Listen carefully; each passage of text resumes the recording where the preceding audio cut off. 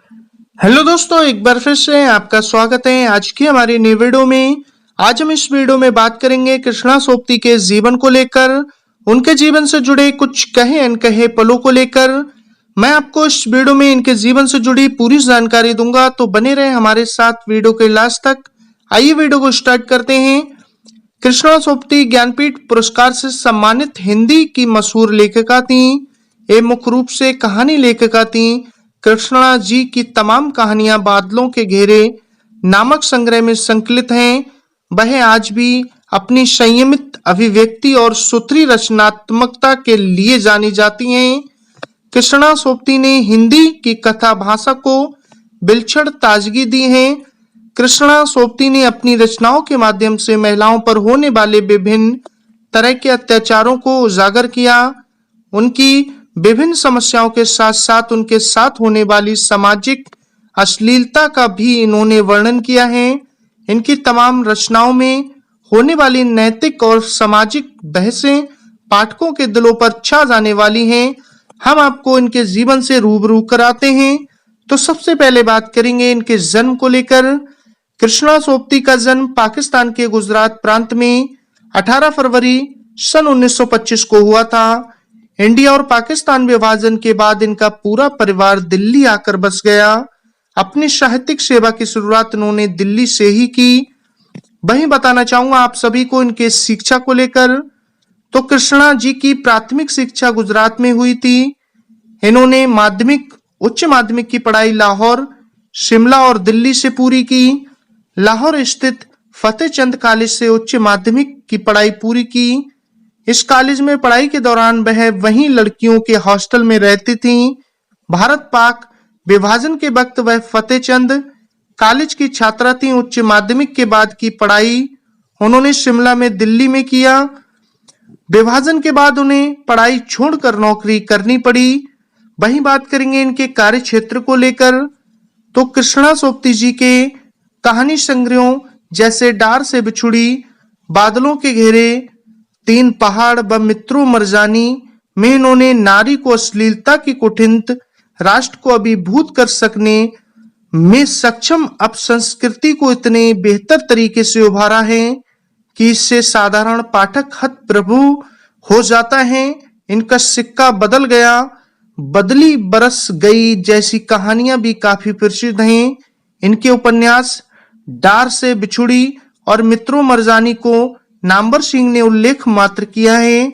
नामवर सिंह ने सोपती को उन उपन्यासकारों की पंक्ति में गिनाया है जिनकी रचनाओं में कहीं व्यक्तित्व और कहीं सामाजिक पारिवारिक विषमताओं का विरोध मिलता है। हालांकि कुछ समीक्षक ऐसे भी हैं जिन्होंने इनके जिंदगी नामा की खूब प्रशंसा भी की है। डॉक्टर देवराज उपाध्याय ने कहा था कि किसी व्यक्ति को अगर पंजाब प्रदेश की संस्कृति हो या रहन सहन, रीति रिवाज आदि की जानकारी प्राप्त करनी हो या फिर वहां के इतिहास की जानकारी लेनी हो, वहां की दंत कथाओं, प्रचलित लोकोक्तियों के अलावा 18वीं व 19वीं शताब्दी की प्रवृत्तियों से अवगत होना हो तो जिंदगी नामा से अलग जाने की कोई आवश्यकता नहीं है।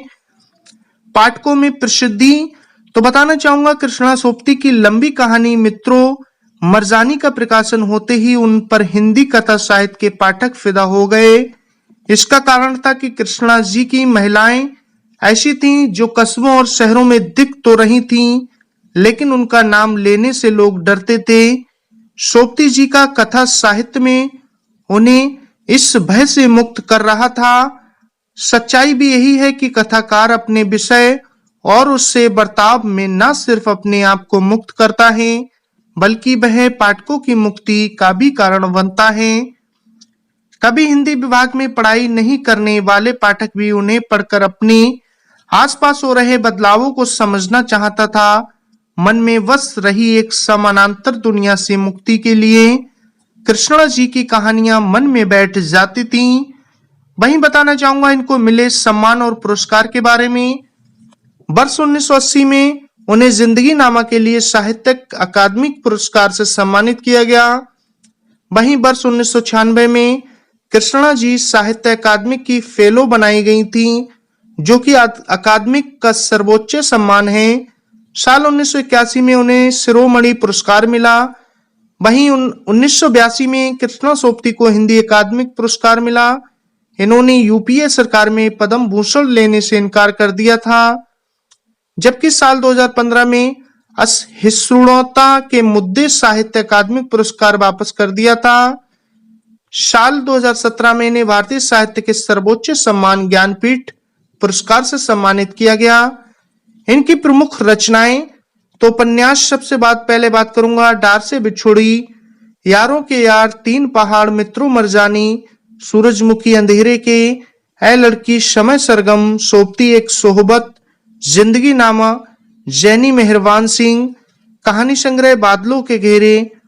वहीं बताना चाहूंगा स्त्री मन, भारतीय कथा साहित्य में असमिया की इंदिरा गोस्वामी और कृष्णा सोपती का नाम बड़े आदर के साथ लिया जाता है। इन दोनों का नाम स्त्री मन की गांठ खोलने वाले स्त्री कथाकारों के साथ लिया जाता है। इंदिरा गोस्वामी ने एक बार अपने इंटरव्यू में कहा था कि मैं अपने जीवन के प्राथमिक अनुभवों से लिखने का प्रयास करती हूँ। मैं सिर्फ इतना करती हूँ कि उन्हें अपनी कल्पनाओं के सांचे में डालती हूँ।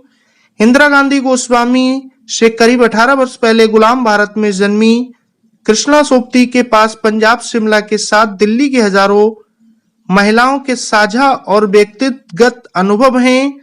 इस अनुभव की वजह से ही वह सबसे खास हैं। नारी की मुक्ति की छटपटाहट एवं घर की चार दीवारों से बाहर जाने की हसरतें कृष्णा जी के कथा साहित्य में ऐसे ही नहीं आती हैं, बल्कि उन्होंने उसे एक पारदर्शी भाषा द्वारा महिलाओं की कल्पना के सांचे में डाला है।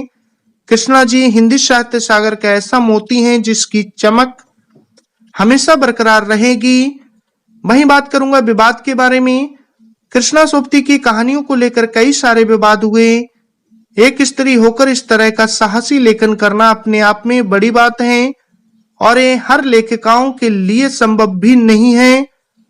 डॉक्टर रामप्रसाद मिश्र के शब्दों में उनके जिंदगी नामा जैसे उपन्यास और मित्रों मरजानी जैसी कहानी संग्रहों में मुख्य रूप से मार्शलता को उभार दिया गया है। वहीं बात करेंगे इनकी मृत्यु के बारे में। कृष्णा सोपती जी का निधन 25 जनवरी सन 2019 को हुआ था। एक लंबी बीमारी के बाद सुबह 8:30 बजे इन्होंने एक निजी अस्पताल में दम तोड़ दिया। तो दोस्तों कैसे लगी आपको मेरे द्वारा दी गई जानकारी कृष्णा सोपती के जीवन से संबंधित? अगर आपको ये स्टोरी पसंद आए तो नीचे दिए कमेंट्स बॉक्स में अपनी राय जरूर साझा करें। मिलते हैं फिर नेक्स्ट वीडियो में नेक्स्ट स्टोरी के साथ। आपने अपना कीमती वक्त दिया, तब तक के लिए धन्यवाद।